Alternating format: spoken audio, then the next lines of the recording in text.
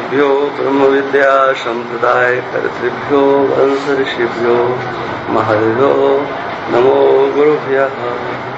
सर्वोपप्लवरहिता प्रज्ञानगणः प्रत्यगतो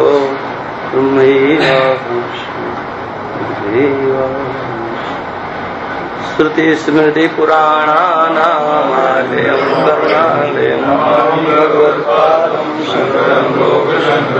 शंकरं शंकराचार्यं केशवं सूत्रभाष्यकृतो वन्दे भगवन्तौ पुनः पुनः।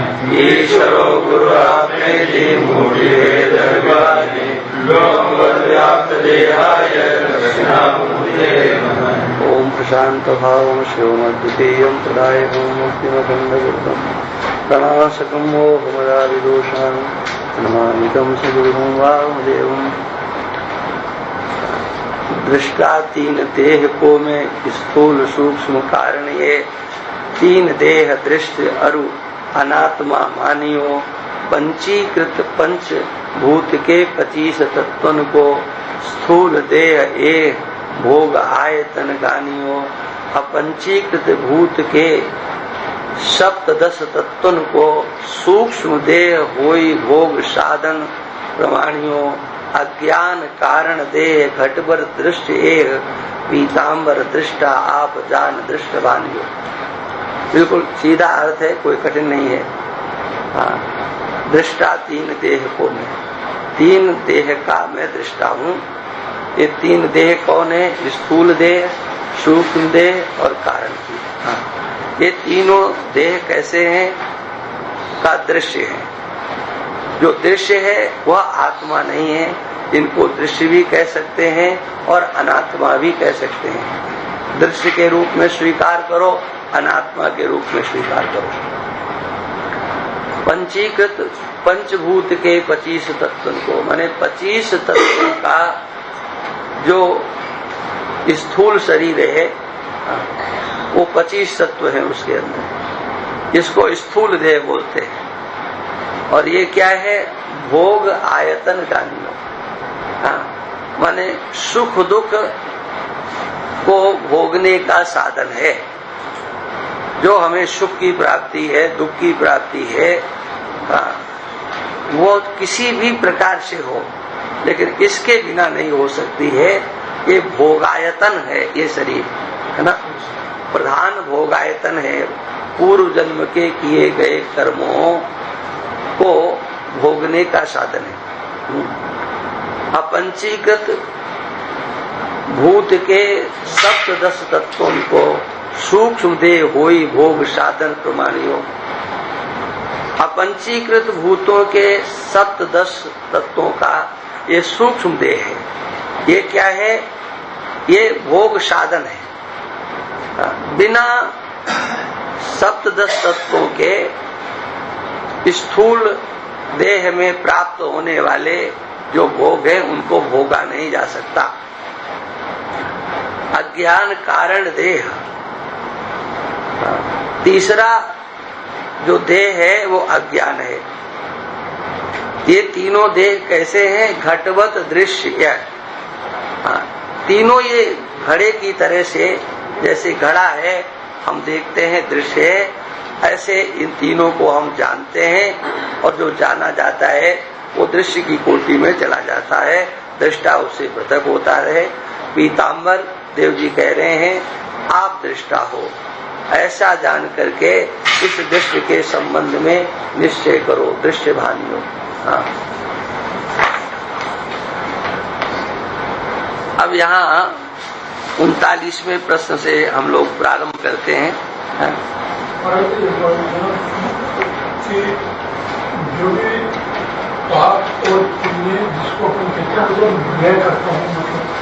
पहले अभी यहाँ मत अटको, यहाँ पहले ये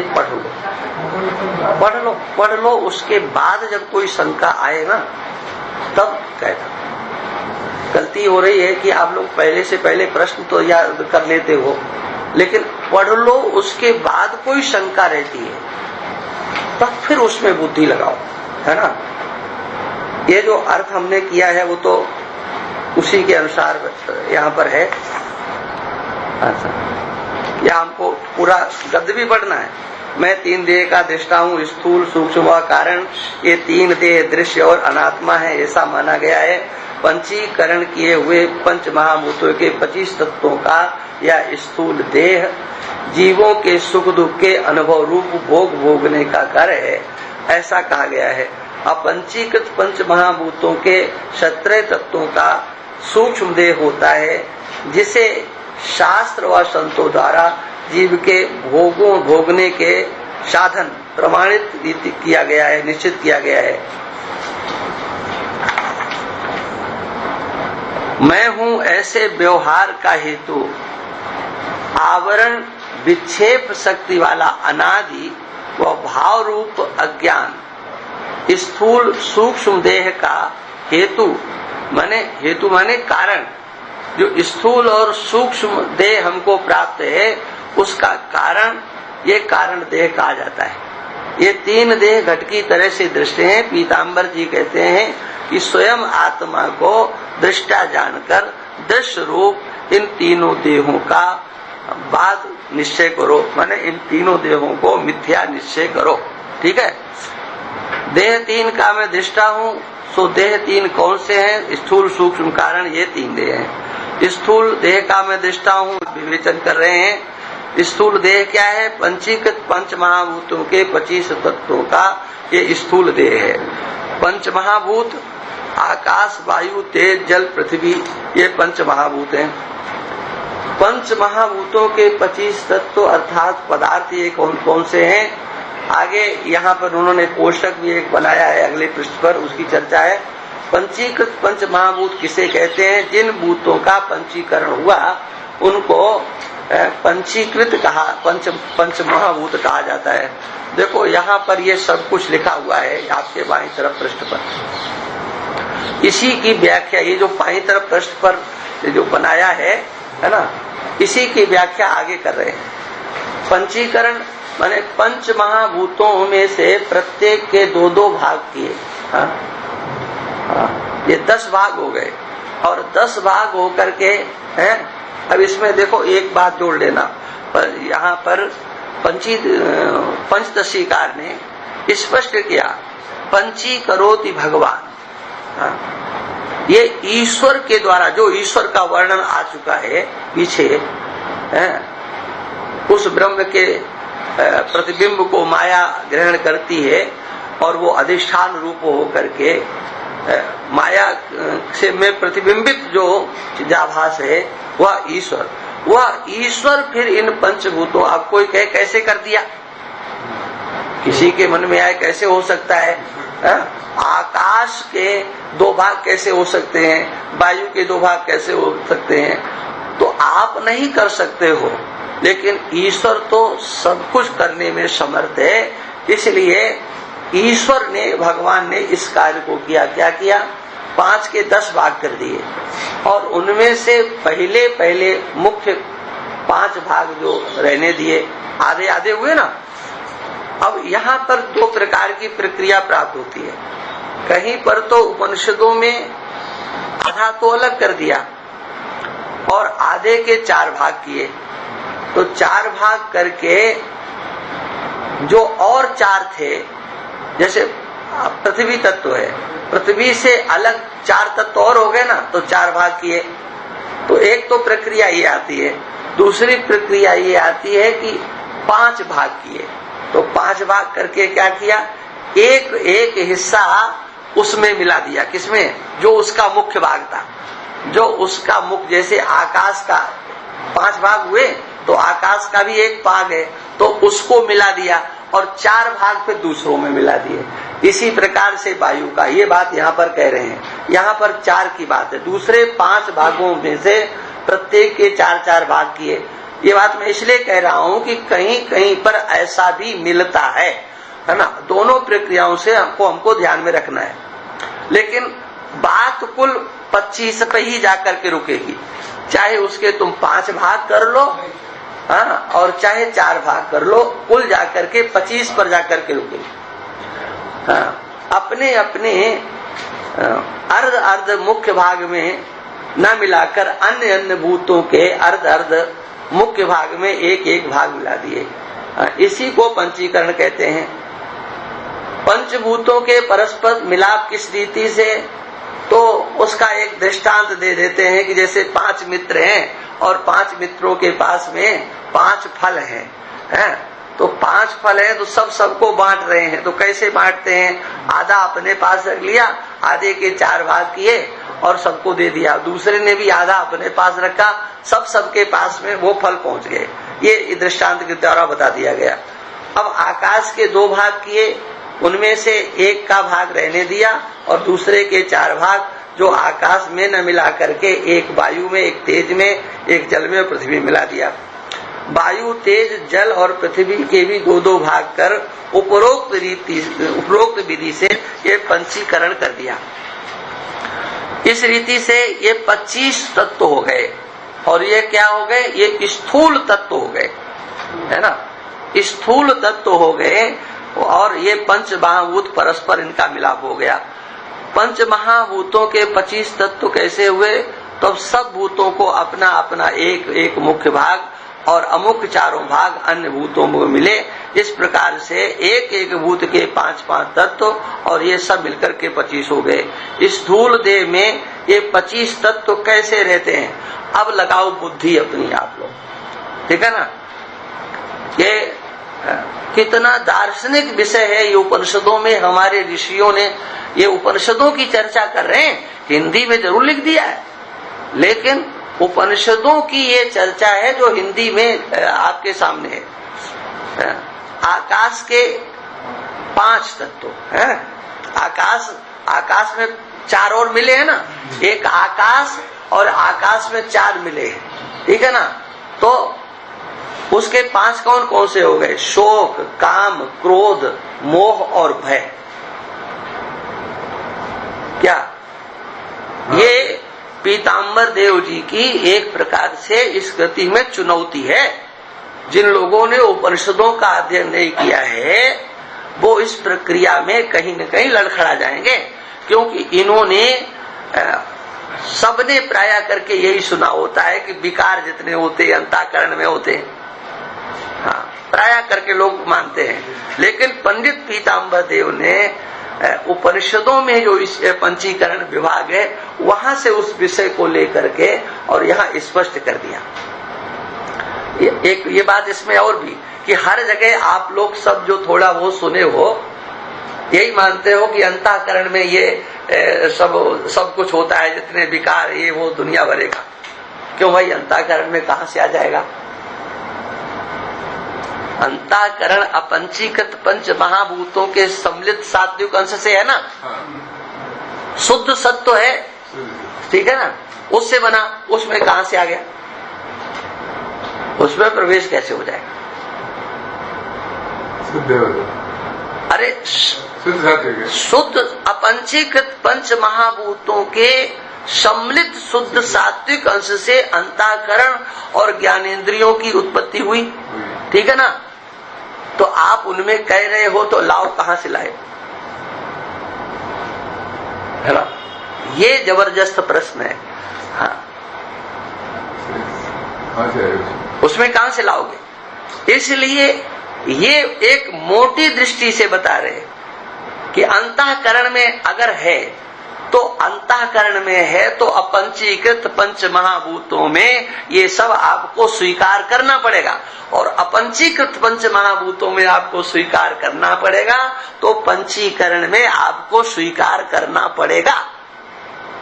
ये इनकी अपूर्वता है, इस छोटी सी पुस्तका की अपूर्वता है। इसमें अगर आप दिमाग नहीं लगाओगे और काट सकते नहीं इनको, जितने तर्क से इन्होंने दिया है, शोक, काम, क्रोध, मोह और भय, ये 5 तत्व है, देखो, है ना। तो कहते ये क्या शोक क्या है ना। शोक होने पर शरीर शून्य सा हो जाता है और आकाश शून्य रूप है ना। अतः शोक आकाश का मुख्य भाग है। जो हमें शोक होता है तो वो शोक केवल हृदय तक सीमित रहता है कि शरीर में भी आता है,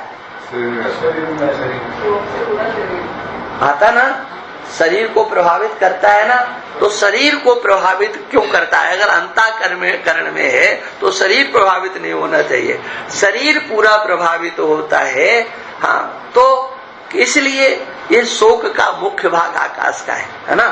और पहले तो आकाश की चर्चा कर रहे हैं, लेकिन उस आकाश में ही पंचीकरण हुआ है। ये काम, ये आकाश में वायु का भाग मिला हुआ है। काम क्या है? कामना रूप वृत्ति चंचल है, ये कामना ही काम है ना। और वायु भी चंचल है, अतः ये वायु का मुख्य भाग है, जो उसमें चौथा आया है, चौथा हिस्सा वायु है वो। और क्रोध, ये आकाश में तेज का भाग मिला है। ये क्रोध आने पर शरीर तपायमान हो जाता है, तेज भी तपायमान है, अतः ये तेज का भाग है ना। मोह, आकाश में जल का भाग मिला है, और मोह स्त्री पुत्र आदि में प्रसरता है, माने फैलता है। तो ये जल बिंदु भी फैलने वाला है ना, इसका भी विस्तार होता है, अतः ये जल का भाग है। और भय, आकाश में पृथ्वी का भाग मिला है। भय होने पर शरीर जड़ अर्थात अक्रि जैसा होता है, पृथ्वी भी जड़ता स्वभाव वाली है, अतः ये पृथ्वी का। अब इसमें लगाओ बुद्धि तुम लोग, ये कितना वैज्ञानिक है ये पंचीकरण। इसी प्रकार से वायु के 5 तत्व, प्रसारण, धावन, वलन, चलन और आकुंचन है ना। उनमें जो प्रसारण है, ये वायु में आकाश का भाग मिला है, क्योंकि आकाश के बिना कहीं कोई प्रसारण कर नहीं सकता। हाथ चल रहा है तो ये कैसे चल रहा है? जब आकाश है तब। इधर भी दीवाल हो, इधर भी दीवाल हो, तो हमारा हाथ चलेगा क्या? प्रसारण आकाश से हो रहा है। तो जो प्रसारण हो रहा है, ये वायु के 5 तत्वों में 5 तत्व ये मान लो, प्रसारण, धावन, बलन, चलन और आकुंचन। तो जो प्रसारण है ये आकाश में, आकाश वायु में मिला हुआ है।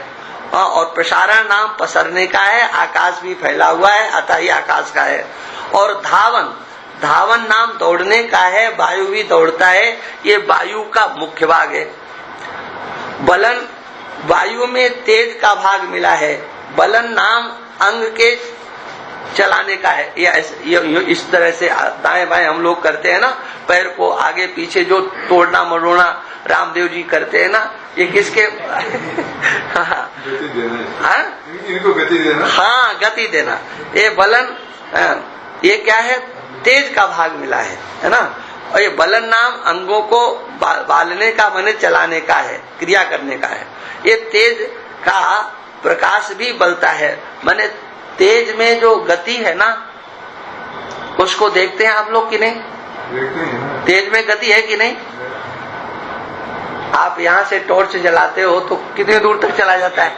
आप बल्ब यहाँ जलाते हो, पूरे कमरे में ट्यूबलाइट वहां जल रही, इसमें गति है, प्रकाश में गति है।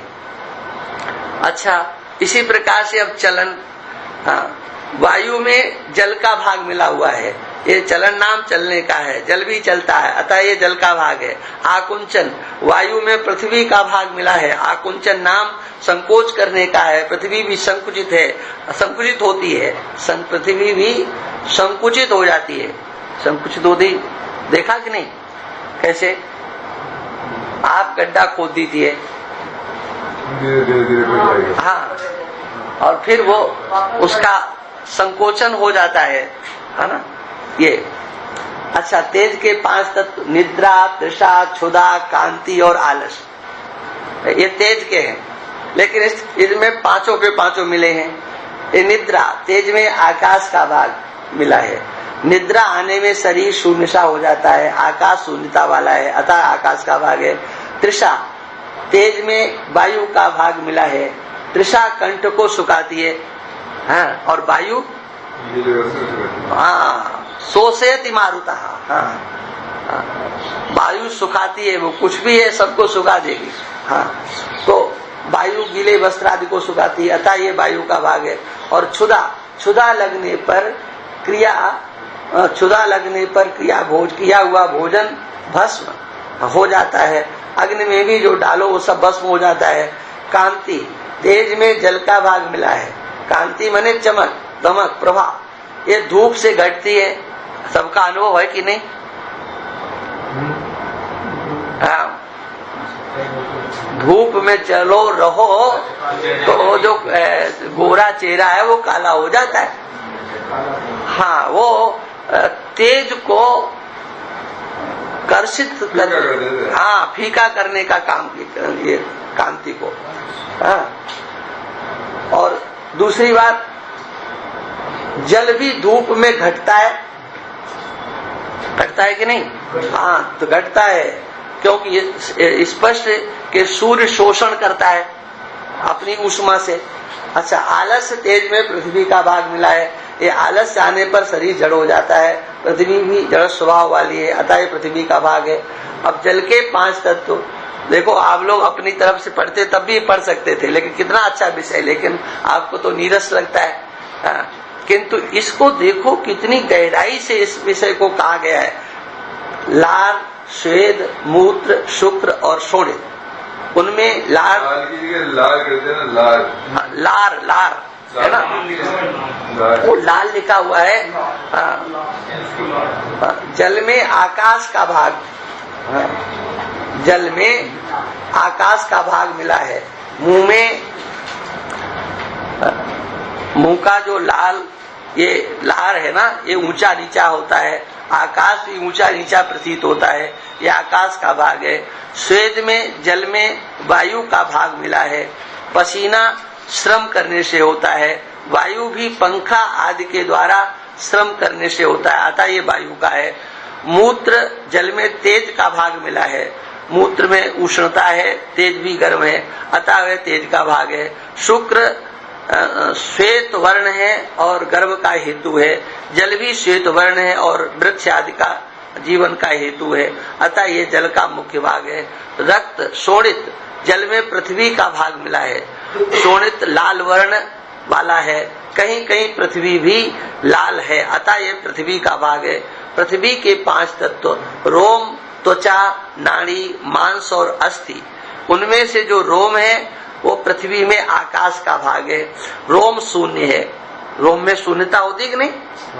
कैंची से काटते हुए कोई दर्द नहीं होता, काटने से पीड़ा होती नहीं है। आकाश भी शून्य है, अतः वे आकाश का भाग है। त्वचा पृथ्वी में वायु का भाग मिला है। त्वचा से शीत, उष्ण, कठिन, कोमल स्पर्श मालूम होता है। वायु भी स्पर्श गुण वाला है, अतः ये वायु का भाग है। नाड़ी पृथ्वी में तेज का भाग मिला है। नाड़ी से ताप, ज्वर की परीक्षा होती है ना, होते ना, कि कितना उष्णता है, क्या है, ये तेज रूप है, अतः यह तेज का भाग है। मांस पृथ्वी में जल का भाग मिला है। मांस गीला है, जल भी गीला है, अतः ये जल का भाग है। अस्थि, अस्थि कठिन कठोर है और पीत वर्ण है। पृथ्वी भी कठिन और कहीं कहीं पीली है, अतः यह पृथ्वी का भाग है। स्थूल देह में 25 तत्व इस रीति से रहते हैं। हमारे ही शरीर में ये 25 के 25 इसी स्थूल शरीर में रहते हैं, ठीक है। अब 25 तत्व जानने का प्रयोजन, 25 तत्व मैं नहीं और मेरे नहीं।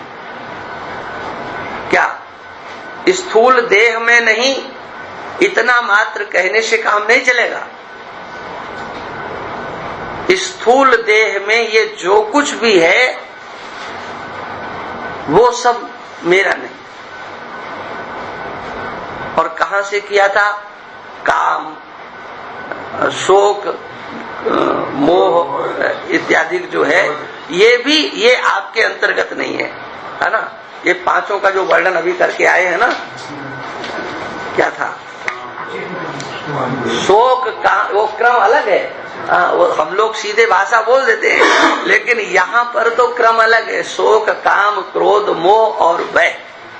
हम लोग काम, क्रोध, लोभ, मोह, भय इसी ये बोल देते हैं, लेकिन यहाँ क्रम से जब बोलेंगे तो शोक, काम, क्रोध, मोह और भय, इस पद्धति से।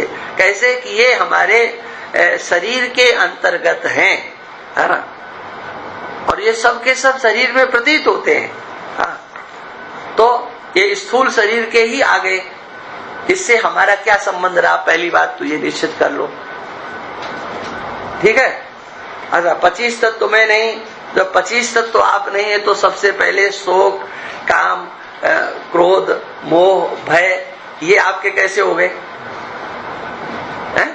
चीज तत्व में नहीं तो शरीर में नहीं, और स्वर्ग ये जो कुछ भी है इसमें जो कुछ बताया गया है, मैं नहीं, मेरे नहीं, ये पंचीकृत पंच महाभूतों के हैं।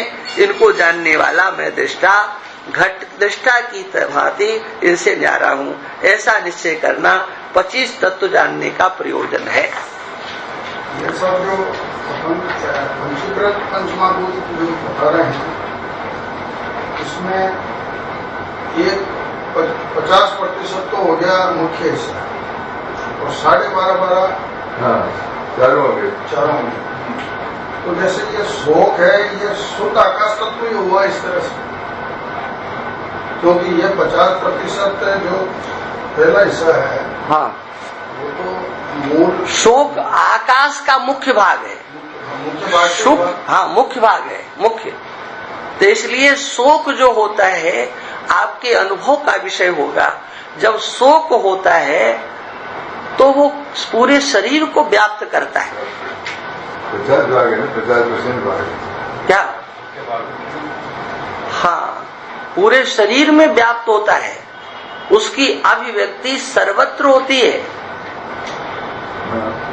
मतलब ये 50% शुद्ध आकाश से ही हुआ। हाँ, अच्छा, दूसरा ये पूछना था कि आकाश को अपन शून्य की उपमा देते हैं, शून्य का क्या अर्थ समझेगा?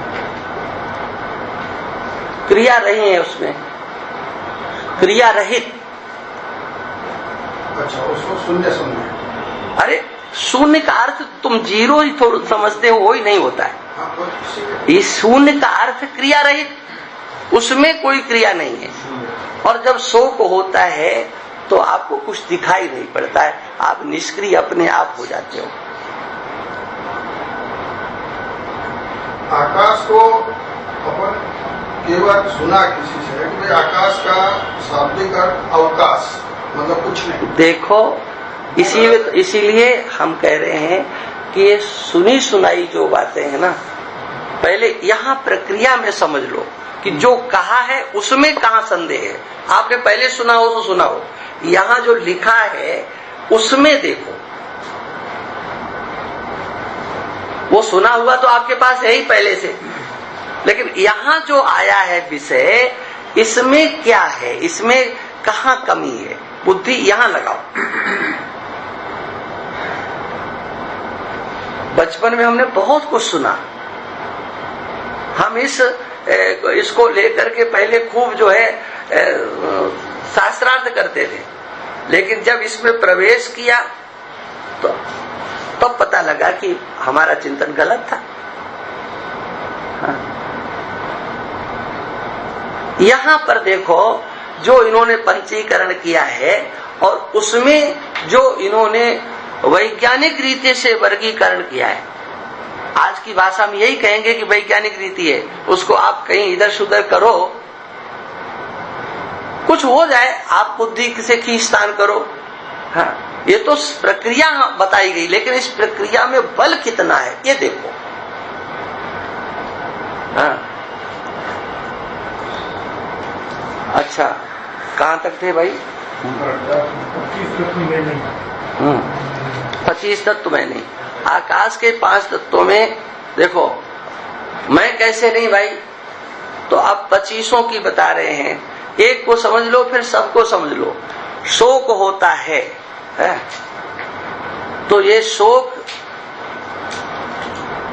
और मोह, जब शोक होता है तो उसको, और नहीं होता है तो उसको, भाव और अभाव दोनों को मैं जानता हूं। शोक आपके पास है कि नहीं है, शोक में आप मग्न हो कि नहीं हो, इसको आप जानते हो कि नहीं,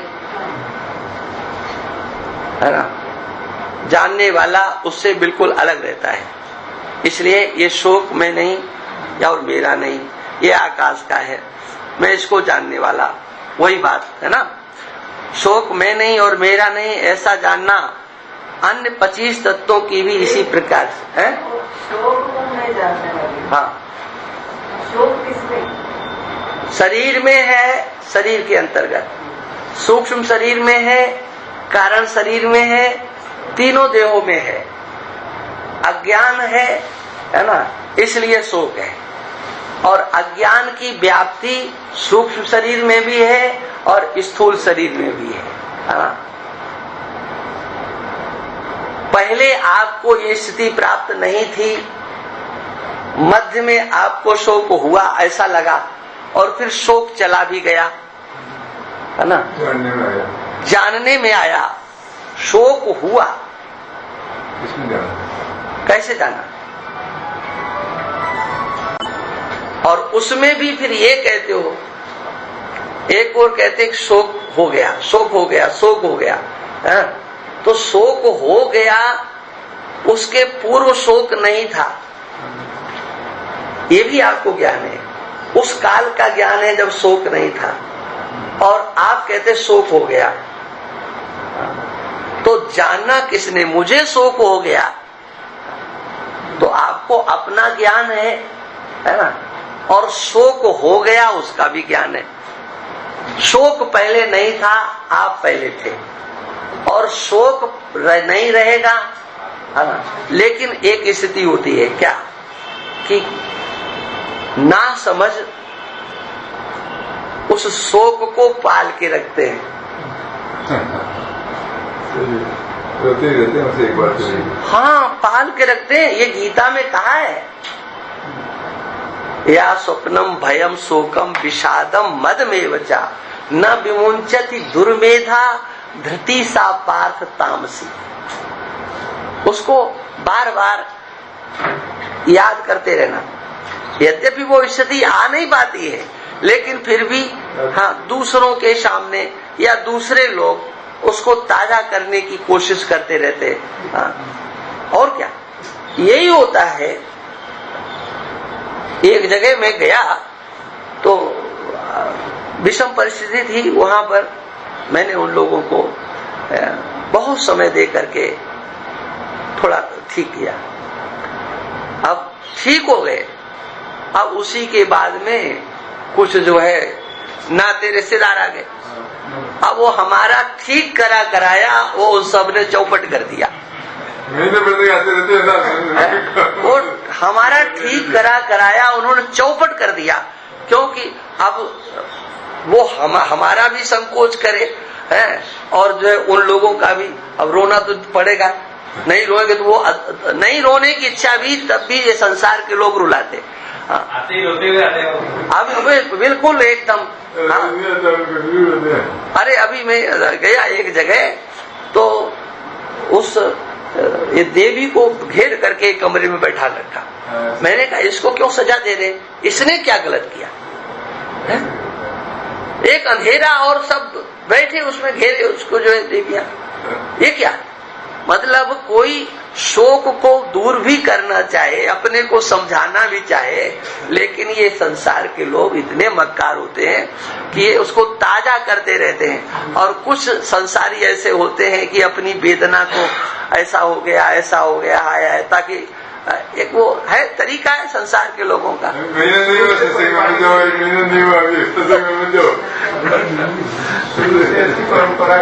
है परिपाटी ऐसी कुछ नहीं रही, शुरू से कोई परिपाटी नहीं रही। तुम्हारे यहाँ भी कोई परिपाटी नहीं है। लड़का लड़की की शादी हो तो जहन्नम में उसको दाब देते हो और ठाट से करते हो। क्या? हाँ, ये कोई परिपाटी नहीं है। शोक को तुम लोग 13 दिन तक कौन मनाता है? खींच करके 3 दिन तक ले आए। कहाँ है 3 दिन शास्त्र में? है कहीं? हाँ, बोले 3 दिन बाद दुकान खोल दो। 3 घंटे अरे 3 दिन बाद हम 3 दिन में है, वो तो फिर फूक करके आते हैं और वहीं होटलों पे खा लेते हैं और चल भाई हो गया चलो, है ना। ऐसे भी है। सीधे दुकान आ जाता है। हाँ, अब उसके ऊपर लाद दो कि ये इसका बेटा था, कि इसका पति था, इसकी बहू थी, ये फलाने। अब व्यक्ति सा उसको लाद के रखते और दुनिया के लोग सब मौज लेते। हर दूसरे दिन का भोजन का मेनू तैयार हो जाता है कि भाई क्या बनना है क्या नहीं बनना है। हाँ, क्या मतलब हुआ? है नहीं, बिल्कुल नहीं है तुम्हारे पास में। लेकिन हाँ, किसी एक को आप विषय बना लेते हो हाँ। अब ये भी कि अंदर से नहीं है, लेकिन फिर भी समझ में आ रहा है कि ये घटना होने वाली थी, ये तो होना ही था, निश्चित होना था। हाँ, पहले से तैयारी हो जाती है। ऐसी बीमारियां आजकल चल पड़ी हैं कि पता लग जाता है कि अब इसका कोई इलाज नहीं है, इसका ये परिणाम होना ही है, जानते हुए भी। लेकिन जब वो घटना घट जाती है तो शोक को जरूर फैला लेते हैं। हाँ। अच्छा, अब इसी प्रकार से ये 25 तत्व मैं नहीं, मेरे नहीं, इस रीति से जान लेना। 25 तत्व, हाँ, ये मैं नहीं, मेरे नहीं है, ऐसा जानने से निश्चय हुआ। ये क्या निश्चय हुआ? क्या कहते? स्थूल देह और उसके धर्म। हाँ, ये नाम, जाति, आश्रम, वर्ण, संबंध, परिमाण, जन्म, मरण इत्यादि भी मैं नहीं और मेरे नहीं। जब ये 25 तत्व मैं नहीं, एक पहली सीढ़ी क्या है? पहली सीढ़ी है कि 25 तत्व मैं नहीं। जब 25 तत्व मैं नहीं ये दृढ़ निश्चय हो जाएगा तो दूसरी कक्षा प्रारंभ होगी। क्या? 25 तत्व पहले मैं नहीं ये निश्चय हो जाए, ठीक है? उसके बाद में हाँ, जो स्थूल शरीर के धर्म है, स्थूल देह के धर्म है। नाम किसका है भाई? स्थूल देह का है ना, वो तो मैं पहले ही नहीं रहा है। जाति, आश्रम, वर्ण, संबंध, परिमाण, जन्म और मरण है। क्यों भाई? ये जन्म किसका हुआ? 25 तत्वों का, 25 तत्वों का। हाँ, ये बात समझ लेना। और मरण किसका हुआ? हाँ, यही बात समझ लेना। मैं नहीं, मेरे नहीं, नाम मैं नहीं, मेरा नहीं, ये एक एक करके समझाया है। पहले जब मेरे हाथ में ये पुस्तक आई थी तो मेरे को लगा ये क्या इन्होंने लिख दिया, बिना मतलब का जो कागज बिगाड़ दिया। लेकिन फिर जब हमने अन्य ग्रंथों को पढ़ा, इसको तो ये सोच करके अरे हिंदी की पुस्तक है और विचार चंद्रोदय है, चलो हाँ, जैसे अभी हमको हमारी पढ़ाने की इच्छा थोड़ी थी आप लोगों को ये। हाँ, लेकिन बाद में फिर ऊंचे ग्रंथों को देखने के बाद एक बार मेरे को भीलवाड़ा में ही, इसको बहुत वर्ष हो गए, 10-12 साल हो गए हैं, तब इसको पढ़ाने का अवसर मिला तो मेरे को लगा कि ऊंचे ग्रंथों की बातों को देखो इन्होंने हिंदी में किस तरह से कर दिया। देखो, जन्म से पहले नाम नहीं था, है ना, और जन्म के बाद ये नाम क्या हुआ भाई? ये उसमें कल्पना की गई कि हम ये कहेंगे। हाँ, और शरीर के भिन्न भिन्न अंगों में विचार करने से नाम कहीं मिलता नहीं। हाँ, जैसे आपने हाथ कह दिया, गला कह दिया, ये सब तो अलग अलग कर दिए। अब नाम किसका है? एक कल्पना मात्र है, कल्पना मात्र। सब कुछ चले आओ, धीरे धीरे चले आओ, समझ लो। धर्म का मतलब क्या? आप बस ये कहानी उसी की चल रही है। हाँ, कहानी उसी की चल रही है, सब उसी के चल रहा, कहीं अलग से कुछ भी सोचने की जरूरत नहीं है, एकदम क्रम से चलते चले आओ। ये सब धर्म का ही वर्णन हो रहा है ना। जन्म किसने देखा और किसका हुआ, ठीक है ना। ये सब जो उसी में आ रहे, कुछ भी छोड़ेंगे नहीं, ये देख लेना आप। जन्म से पहले नाम नहीं था और जन्म के बाद कल्पित है, और शरीर के भिन्न भिन्न अंगों में विचार करने से ये नाम मिलता नहीं है, इसलिए यह नाम मैं नहीं, मेरा नहीं, यह स्थूल देह में कल्पित है। मैं इसको जानने वाला, हाँ, दृष्टा, हाँ, पर घट दृष्टा की तरह से इससे न्यारा। अच्छा, इसके बाद जाति अर्थात वर्ण मैं नहीं, मेरी नहीं। ब्राह्मण आदि जाति स्थूल देह के धर्म है। स्थूल देह को ही तो कहा जाता है कि ये ब्राह्मण है, ये क्षत्रिय, वैश्य है। सूक्ष्म देह और आत्मा के भी धर्म नहीं है।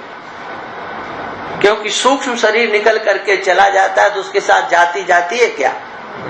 नहीं जाती है। तो जब सूक्ष्म का ही धर्म नहीं है तो आत्मा का कहां से हो जाएगा, है ना? सूक्ष्म देह और आत्मा तो पूर्व देह, वर्तमान देह और भावी देह में एक ही होते हैं, किंतु जाति तो इन तीनों देहों में भिन्न भिन्न हो सकती है। अतः जाति स्थूल देह का ही धर्म है, लिंग देह माने सूक्ष्म देह और आत्मा का धर्म नहीं। और शरीर के अंगों में विचार करके देखो तो स्थूल देह में जाति मिलती ही नहीं है। ढूंढने चलो, किस दृष्टि से आप बोले हम माहेश्वरी हैं, हम अग्रवाल हैं, हम ब्राह्मण हैं, किस आंख से दिखते हैं भाई? आपको कहा गया कि आप ये हैं, है ना? दिख नहीं सकते हैं कहीं, केवल एक कल्पना आपने कर ली है ना? जाति मैं नहीं और मेरे नहीं, हाँ ऐसे समझना। और आश्रम, तो आश्रम 4 हैं, ब्रह्मचर्य, गृहस्थ, वानप्रस्थ, संन्यास। ये चारों स्व आश्रमानुसार कर्म करने के लिए स्थूल देह में आरोपित हैं। सो भी सभी मनुष्यों में संभव नहीं है। 4 आश्रमों का क्या सब पालन कर पाते हैं, है ना? किसी ने 1 किया, किसी ने 2 किया, किसी ने कुछ नहीं, चलता है काम, है ना? इसलिए ये आश्रम मैं नहीं और ये मेरे नहीं, ये स्थूल देह में आरोपित हैं। मैं इनको जानने वाला दृष्टा हूँ। आश्रम मैं नहीं और मेरे नहीं, इस तरह से जान लेना। वर्ण अर्थात रंग मैं नहीं और मेरे नहीं है। गौर, श्याम, रक्त, पीत इत्यादि रंग स्थूल देह में प्रत्यक्ष दिखते हैं और ये स्थूल देह हम है नहीं, इसलिए ये रंग में नहीं, ये मेरे नहीं, मैं स्थूल देह के, ये स्थूल देह के हैं, ऐसे समझना। वर्ण पद माने वर्ण शब्द, पद माने वर्ण शब्द, वा रा रा ये मिलकर के वर्ण शब्द बना ना, तो कहते वर्ण पद। पद शब्द का अर्थ, पद का अर्थ समझ लेना शब्द। ये वर्ण शब्द रंग व जाति दोनों का द्योतक हो जाता है कहीं, हाँ दोनों का समझ लेना चाहिए। संबंध मैं नहीं मेरे नहीं, हाँ पिता पुत्र गुरु शिष्य पति पत्नी स्वामी सेवक इत्यादि स्थूल देहों के परस्पर होने वाले प्रसिद्ध संबंध सामान्य ज्ञान से मिथ्या माने गए हैं। सामान्य ज्ञान से, हाँ विचार करने से मिलते नहीं हैं। और मैं स्थूल देह से न्यारा असंग हूँ, इसलिए ये संबंध में नहीं, ये मेरे नहीं, ये स्थूल देह में आरोपित हैं। मैं इनको जानने वाला दृष्टा, हाँ घट दृष्टा की तरह से न्यारा हूँ। संबंध में नहीं और मेरे नहीं, ये कैसे, ये इस तरह से जानना। परिमाण, परिमाण कहते हैं आकार को, लंबा चौड़ा है। मैं नहीं और ये मेरे नहीं, लंबा ठिगना, जाड़ा पतला टेढ़ा सीधा इत्यादि आकार भी स्थूल देह में प्रसिद्ध रूप से दिखते हैं। और मैं स्थूल देह से न्यारा हूँ, मैं आकार से रहित हूँ, निराकार हूँ, इसलिए ये आकार मेरे नहीं है, ये मेरे नहीं है, ये स्थूल देह में आरोपित हैं। मैं इनको जानने वाला हूँ। ये दृष्टा घट दृष्टा की तरह से न्यारा हूँ। परिमाण मैं नहीं और मेरे नहीं, ये इस तरह से जान लेना। और मैं नहीं और मेरा जन्म मरण होता नहीं, ये कैसे समझना। आत्मा का जन्म माने तो आत्मा अनित्य हो जाएगा, क्योंकि जो जन्मवान होता है वो अनित्य होता है। जिसका जन्म होगा वो अनित्य होगा, ठीक है। ये वार्ता मीमांसक आदि सभी परलोकवादी आस्तिकों को इष्ट नहीं है, माने इसको स्वीकार नहीं करते कि आत्मा का जन्म होता है। हाँ, क्योंकि जन्म जिसका होगा वो मृत्यु को प्राप्त हो जाएगा। जातस्य ही ध्रुवो मृत्यु ध्रुवम जन्म मृतस्य चा, क्योंकि उसमें दोष है ना। क्योंकि आत्मा यदि उत्पत्ति वाला हो और नाश वाला होगा तो फलतः पूर्व जन्म में नहीं किए हुए कर्म से में सुख दुख का भोग अकृताभ्यागम दोष और इस जन्म में किए हुए कर्म का भोग बिना नाश, ये कृत नाश दोष, ये दो दूषण सिद्ध हो जाएंगे। इसलिए कर्मवादियों के मत से आत्मा को कर्ता भोक्ता माने तब भी जन्म मरण रहित ही मानना होगा। ठीक है, आया समझ में कि नहीं?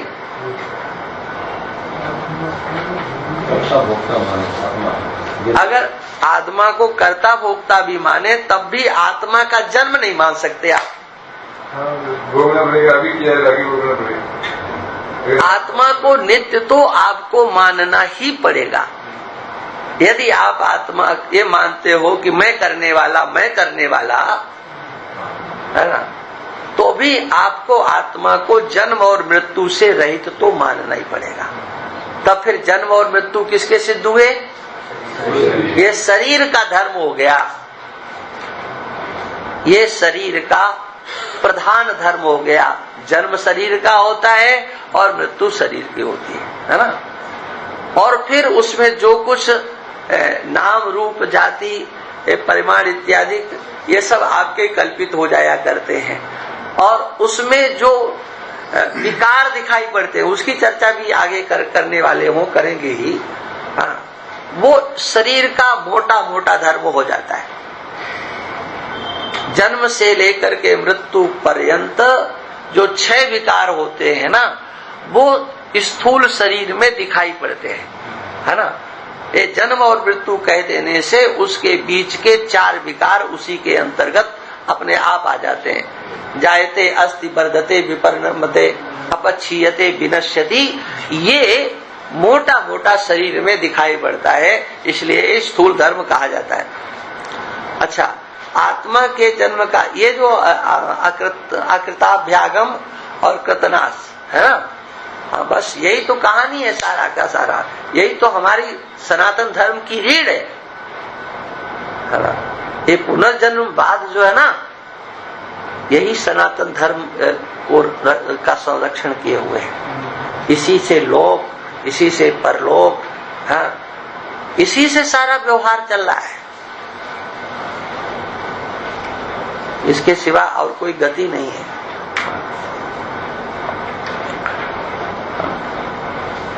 आत्मा के जन्म का कोई कारण, अब ये युक्ति दे रहे हैं, देखो, आत्मा के जन्म का कोई कारण भी संभव नहीं है। अब यहाँ युक्ति की बात आ गई, हाँ?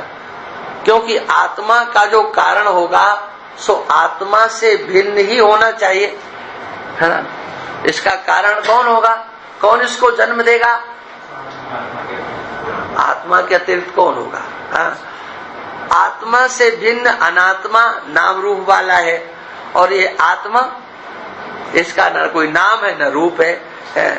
ये आत्मा में रज्जू और सर्प की तरह से सबके सब कल्पित हैं। कौन? ये नाम रूप। इसलिए ये कारण बन नहीं सकता। और ब्रह्म को कहो कि ब्रह्म कारण है, तो ब्रह्म कारण इसलिए नहीं हो सकता कि ब्रह्म तो घटाकाश के स्वरूप महाकाश की भांति आत्मा का स्वरूप ही है ना। उससे इससे भिन्न नहीं है, इसलिए ये भी कारण नहीं बन सकता। आत्मा का जन्म नहीं, जब जन्म नहीं है तो आत्मा का मरण नहीं है। अतः आत्मा में जन्म मरण का अभाव है। फलतः, अब देखो हमने कहा था ना, आ गया, फलतः जायते अस्ति वर्धते विपरिणमते अपक्षीयते नश्यति, ये 6 विकारों से ही आत्मा रहित है। इसका वर्णन आगे कहते हैं सप्तम कला के 158 नंबर प्रश्न पर, और उसके उत्तर में दिखाई देगा। इसलिए मैं जन्म मरण वाला नहीं, मेरा जन्म मरण होता नहीं। ये जन्म मरण स्थूल देह का प्रारब्ध कर्मों से होता है, और वे इन जन्म मरणों को जानने, मैं इन जन्म मरणों को जानने वाला दृष्टा घट दृष्टा की तरह इससे न्यारा हूँ। मैं जन्म मरण वाला नहीं और मेरा जन्म मरण होता नहीं, ऐसे जानना। जानना माने ऐसा निश्चय करना, ध्यान रखना। हाँ, ऐसे जानना का अर्थ है ऐसा एक निश्चय करना। हाँ ये जन्म मरण स्थूल देह का प्रारब्ध कर्मों से होता है। हाँ, उसको थोड़ा सा ज्ञान सही है। देखिए, जब तक अज्ञान बना हुआ है तब तक आपके कोटि कोटि जन्मों के किए गए कर्म, हाँ, ये शांत पड़े हुए हैं, शांत पड़े हुए हैं। आप इन जन्म के, इस जन्म के कर्मों का फल आप नहीं भोग रहे हो। हाँ, ये तो आपके पास पैसा है, तो उससे आपने भोजन अच्छा कर लिया, ये कर लिया, वो कर लिया, ये भोग नहीं है। आप जिस घर में आए हो, है ना, वो कैसे आए? कितने पोते हैं आपके? 2 पोते हैं ना। कमाने वाले कितने? होता है ना। किसके लिए कमा रहे हो? उसके ही लिए कमा रहे हो, उसके ही लिए कमा रहे हो। तुम लोग जो खून पसीना एक कर रहे हो ना, और वो 1 नंबर का मालिक है। वो क्या है? करोड़ों का मालिक हो गया। नहीं, देखो ये क्या है? पूर्व जन्म के, ये पूर्व जन्म है। ये तुम्हारे घर पूर्व जन्म के कर्मों की अपन बात कर रहे हैं। पहले इनका प्रश्न पहले होने दो। जो नहीं संबंधित नहीं, पहले एक बात को स्पष्ट तो होने दो, पहले स्पष्ट होने दो। उसने कौन से अभी कर्म किए हैं जो तुम सारे घर के लोग नौकर बनकर के सेवा कर रहे हो? कौन सा कर्म किया उसने? नहीं किया ना। सुनो, हम ऐसा ही क्यों मारे कि हम फूलों के लिए कर रहे हैं? हमारी कर्मों में रुचि इसलिए कर रहे हैं। नहीं है ही नहीं। आप सब देखो कि उसके लिए ही कर रहे हो, सब उसके संरक्षण में लगे हो, ठीक रहे, ऐसा हो। उसे चिंता नहीं है, ना पढ़ने की, न लिखने की, न ठीक रहने की, न उसे कमाने की, और आप सब लगे हो, ठीक है ना। और देखो, किसी घर में बहुत अच्छा घर है, जैसे मान लीजिए अभी ये दामोदर जी बैठे हैं, इनके घर में एक पोता आया, है ना, संपन्न घर में आया, लेकिन उसका प्रारब्ध था कि वो संपत्ति का भोग नहीं कर सकता था। अच्छे घर में आया, हर तरह से संपन्न कुल में आया, शिष्टाचार, धर्माचरण, संपत्ति भी, लेकिन अब उसको शरीर में रोग हो गया। सब कुछ होते हुए ये कहां से, किसने चाहा था? लेकिन उसका इतना अच्छा प्रारब्ध था कि इतने अच्छे घर में आया कि उसके इतने शरीर रोग होने पर भी सब लोगों ने उसको संभाल के रखा। तो ये भी उसका एक पुण्य कर्म था। क्या समझे? इन्हीं कर्म, इन्हीं से सिद्ध होता है कि बिना किए, न किए हुए भी हमें सुख मिलेगा, और न चाहने पर भी हमें दुख मिलेगा। कल्पना, बिना कल्पना के, लेकिन इस पद्धति पर हमें विश्वास नहीं होता है। अरे दुकान तो सब करते हैं, मिलें तो सब चलाते हैं, जाने कितने मिलों में ताले पड़ जाते हैं, दिवालिया हो जाते हैं, क्या सब सफल हो जाते हैं? क्यों भाई? ये सब प्रारब्ध से पूर्व जन्म के जो भोग हैं उनको हमें भोगना पड़ेगा, है ना। और उसके लिए कुछ उपाय हो सकते हैं कि जिनको हम निवृत्त करने में समर्थ हो जाएं, लेकिन कुछ उपाय हो सकते हैं, लेकिन सर्वथा नहीं हो सकते हैं। ये हमारा पुनर्जन्मवाद का सिद्धांत है ना। क्या वाक्य था? अब बताओ, चलो। हाँ, अब आप बताओ क्या कह रहे थे? मैं ये कह रहा था महाराज जी कि ये जो आप पूर्व जन्म और इस जन्म का या सब जन्मों की बात अपन करते हैं, तो ये जो कर्म करता है वो कौन करता है? मतलब शरीर करता है या मैं करता हूँ? देखो ऐसे जब तक पहले सुन लो, अज्ञान जब तक है, अब तुमने हमारा सत्संग कर लिया है ना, इसलिए तुम ये बात कर रहे हो। अज्ञान जब तक तुम्हारे पास है तब तक कर्तृत्वाभिमान तुम्हारे पास है और तुम ही उसके कर्ता हो और तुम पंचदेह को अपना स्वरूप मान रहे हो, देहाभिमान से युक्त हो, तुम ही करता हो। अरे तुम ही, हम कह रहे तुम, अहम जाने दो, भाड़ में आने दो, तुम जो है करता हो, अहम करता। ये अभिमान जिसको होता है वही फल का भोगता है। मैं कह रहा हूँ, अरे जो ये कह रहा है कि अहम करता, अब तुम कहोगे नहीं नहीं आत्मा नहीं करता है, तो उससे थोड़ी बच जाओगे। आपने जिस काल में किया है, जिन जन्मों में अहम करता करके कर्म किए हैं, वो तो जैसे कि तैसे सुरक्षित पड़े हैं। अब कहोगे अब तो सत्संग करने लगे हैं, अब तो हमने जान लिया आत्मा करता है, इससे छूटने वाले नहीं हो। हाँ, ये तो भोगने पड़ेंगे। तो ये जैसे इसमें ये लिखा है महाराज जी कि दुख के अनुरूप भोग भोगने का घर है, तो जब शरीर बेचारे ने कुछ किया ही नहीं है तो फिर भोग रहा है, तो इसको क्यों बनाया? अरे भाई साहब एक बात समझो, जब हम शरीर को जड़ मान रहे हैं और शरीर किसी प्रकार का कोई करता ही नहीं है, तो फिर भोगने का इसको क्यों दंड मिले? सुनो सुनो सुनो, पहले बात सुनो। भोग आयतन का मतलब, आयतन किसको कहते हैं? घर को। तो घर जड़ होता है कि चेतन? जड़ होता है। जड़ को कहाँ तकलीफ हो रही है कि रोग हो गया?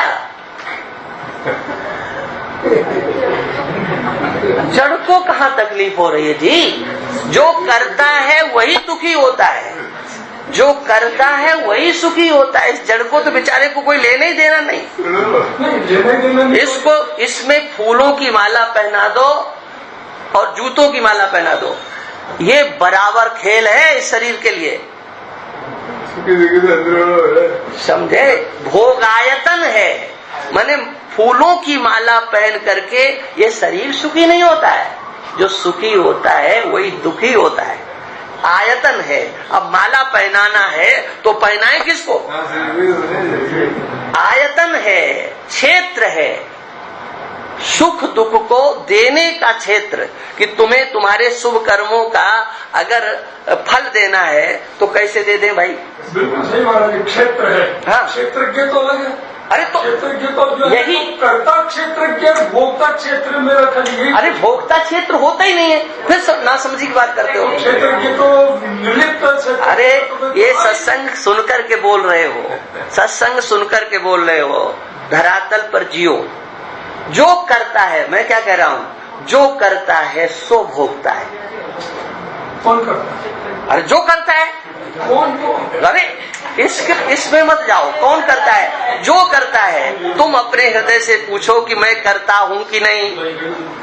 करता है सो भोगता है। जीव करता है। हम जीव, फालतू की चर्चा ही क्यों करते हो? न जीव कहो, न आत्मा कहो, न ब्रह्म कहो, न ईश्वर कहो, जो करता है सो, जिसमें ये स्फुरण होता है हम करता, वो भोगता है। और वो एक जन्म के नहीं, कोटि कोटि जन्मों के कर्म अभी संचित पड़े हुए हैं। यदि आत्मज्ञान नहीं होगा तो उनकी निवृत्ति होने वाली नहीं है। अभी तो केवल एक थोड़ी सा फुलझड़ी उठी है जो तुमको सुख दुख दे। हाँ, अगले प्रारब्ध जाने कितने संचित कर्म पड़े हैं, हाँ, जो हमें उनको भोगना पड़ेगा, हम नहीं जानते हैं।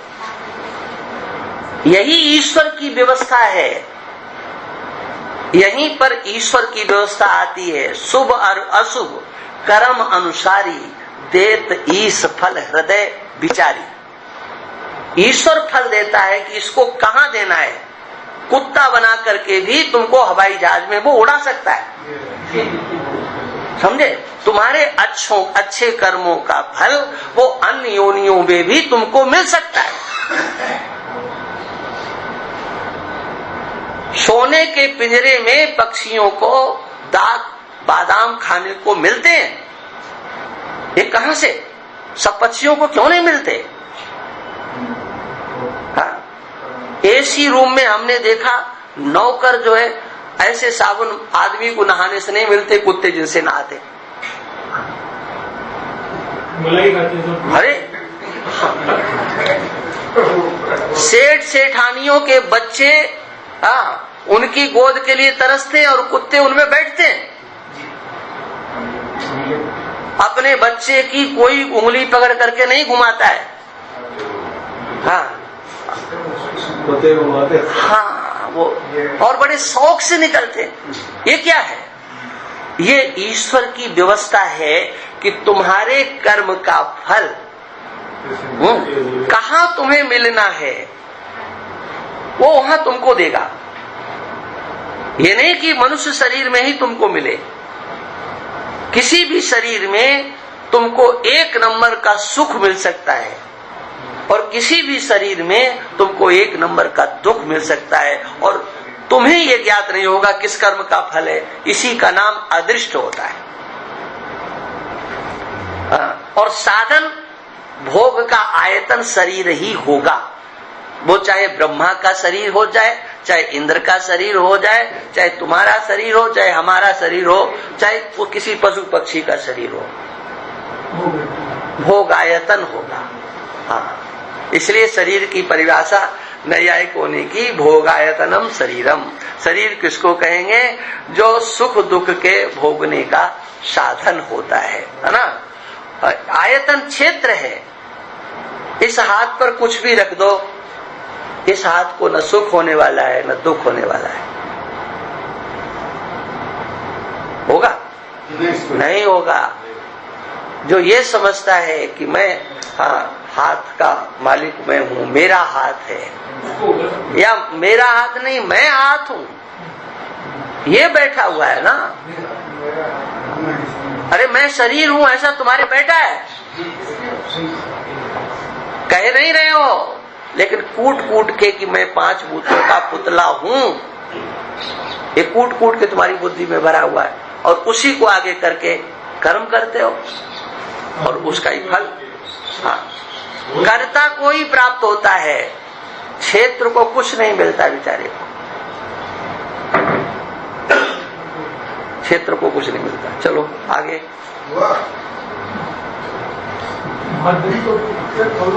खैर नहीं, खैर क्या होता है? दया मत करो, बोलो। खैर क्या होता है? हाँ, तुम तो हमारे ऊपर दया कर रहे हो। आपके प्रश्न करने से चलो भाई, समय हो गया, ठीक है। ओम पूर्णमदा पूर्णमिदं पूर्णात् पूर्णमुदच्यते पूर्णस्य पूर्णमादाय पूर्णमेवावशिष्यते। ओम शांति शांति। श्रुति स्मृति पुराणानामालयं करुणालयं नमामि भगवत्पादं शंकरं लोकशंकरं। शंकरं शंकराचार्यं केशवं वादरायणं श्रोत्रवासिकृतौ वन्दे भगवन्तौ ईश्वरो गुरुरात्मेति मूर्तिभेदविभागिने व्योमवद्व्याप्तदेहाय दक्षिणामूर्तये नमः। ओम शांति शांति शांति।